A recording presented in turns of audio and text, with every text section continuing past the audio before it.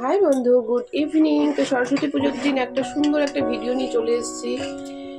আমাদের সরস্বতী পুজোর দিন কিছু রান্না হয়, তো সেটা হচ্ছে এই যে মেন হচ্ছে এই গোটা সেদ্ধ, এই যে গোটা গোটা বেগুন, গোটা শুদ্ধ দেখতেই পাচ্ছ, এই যে সিম, আর হচ্ছে কি বলতো মাসকলাই, সবুজ মাসকলাই।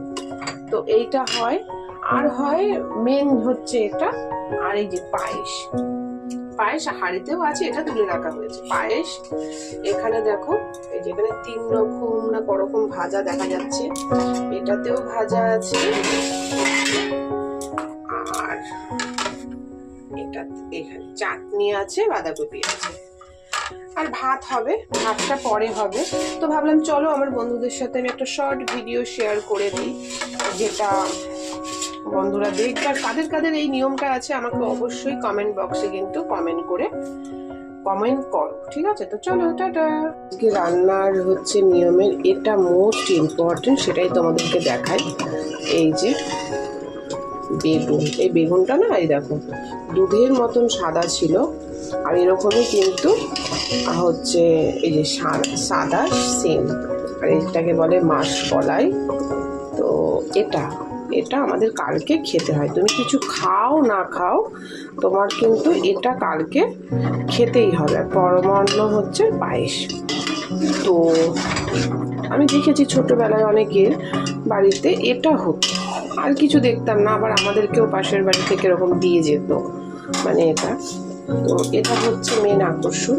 তো আমাদের সন্ধ্যের এই তোমার হয়ে গেছে। তো আজকে রান্না বান্না কি কি চলো তোমাদের কালকের জন্য। আর একটু অনেক রাত করে ভাত হবে। তো এটাকে বলে গোটা সেদ্ধ মাসকলাই, সাদা সিম আর সাদা বেগুন। অনেকের আছে ছোট ছোট আলু দেয়, মটরশুঁটি দেয়, আরো অনেক কিছু দেয়, কিন্তু আমাদের শুধু এই মাসকলাই আর সাদা সিম আর বেগুন, আর কিছু দেয় না। তো এটা, আর কালকে যে শীতল ষষ্ঠী, এটা তো মেন। এটা আর পরমান্ন হচ্ছে যে পায়েস। এই দেখো পায়েসটা দেখেছ, দুর্ধর্ষ এসছে, দেখতেই পাচ্ছ। এটা পায়েস, এই পায়েস তার সাথে শুধু মানে করার জন্য অনেক কিছু রান্না হয়। এ দেখো ভাজা হয়েছে, আর আমি তো তোমাদেরকে সকালের ভিডিওতে দেখিয়েছি কি কি রান্না করেছি।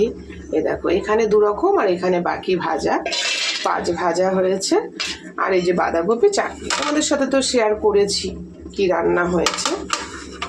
আর ভাত হবে, তো ভাতটা তোমাদের সাথে পরে শেয়ার করবো। ভাত আর কি শেয়ার করব বলো। তো কাল কিন্তু আমাদের কোনো রান্না বান্না নেই। তো দেখতেই পাচ্ছ পায়েসটা যখন আমি মানে করেছিলাম তখন কতটা পাতলা ছিল, আর এখন দেখেছো কি সুন্দর, পুরো পারফেক্ট হয়েছে পায়েসটা। তো যাই হোক, এই হচ্ছে রান্না। তো আমার কিন্তু হয়ে গেছে। আর এখানে মেন এটা, এখনো মাসকলাইটা আর একটু সেদ্ধ হবে। তো তোমাদেরকে দেখিয়ে দিলাম যে সরস্বতী পুজোর দিন যে আমাদের রান্না বান্না করতে হয়, এবং সেটা সরস্বতী পুজোর পরের দিন খেতে হয়। তো কি কি করতে হয় সেটা তোমাদের সাথে আমি কিন্তু শেয়ার করে দিলাম। ভাতটা সেরকম শেয়ার করার কিছু নেই। অনেকেই জানো তো ভাত নিরামিষ রান্না করে খায়, মানে মেন হচ্ছে এই মাসকলাইটা। আমি ছোটবেলায় দেখেছি আমাদের বাড়ির আশেপাশে, আমাদের বাড়িতেও দিয়ে যেত এই মাসকলাইটা মেন। এর মধ্যে অনেক সময় গোটা মটরশুঁটি দিয়ে দেয়, মানে আমরা যেমন মটরশুঁটি ছাড়িয়ে দিই, তো ওটা ছাড়িয়ে দেয় না, এমনি দিয়ে দেয় খোসা শুদ্ধ। তো তো ভাত দেখানোর কোনো কিছু নেই, এটা হচ্ছে। আর এগুলো রান্নাবান্না কমপ্লিট। তো চলো, দেখতেই পাচ্ছ, চলো আজকে একটু আমি পায়েসের এটা দেখবো, যে তখন তো তোমাদেরকে দেখিয়েছিলাম যে নামিয়েছি যখন, তখন কেমন পাতলা ছিল। তো দেখো বন্ধুরা, এখন কিন্তু সেটা একদমই নেই, দেখতে পাচ্ছ।